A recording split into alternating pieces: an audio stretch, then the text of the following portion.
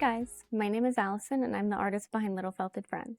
If you're new to needle felting like I was when I first started, this is honestly the kind of kit that I wish I was able to find to learn the process.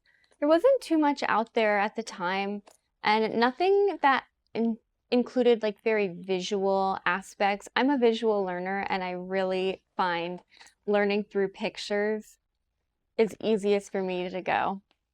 Our Labrador is modeled after Aslan. Aslan began as a guide dog prospect. Well, that didn't pan out. He did become a certified best friend. We've got our step-by-step instructions, our felting mat, our Labrador colored wool, our finger protectors. You wear them on your non-dominant hand on your thumb and your index finger. Our needles, we include one fine and one coarse needle. Inside this little pouch, you'll find all your little items. We've got a little heart that we're going to felt inside each one. Our leg forms. And our 2 glass black eyes for Aslan the Labrador.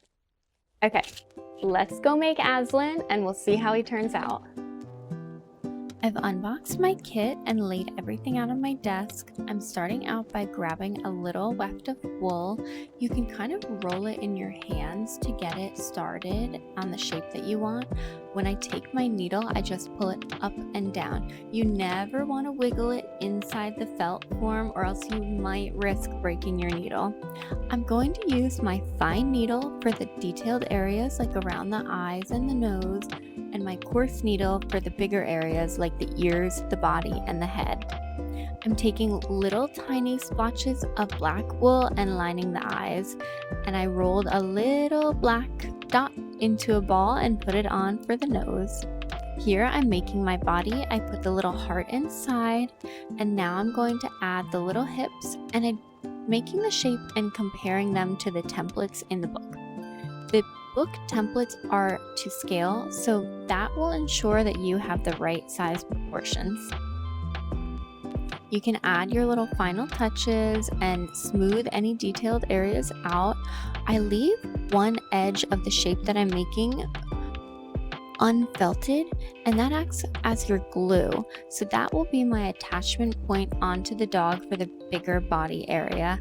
And I'll also lay another piece of wool over it to get that smooth finish. And here you go, you did it, you made your little Aslan. I can't wait to see what you've created. Tag me in your creations so I can share them for everybody else to see. And if you want more, try our other little friends, Husky, Chihuahua, Dachshund, and our lab. See you next time!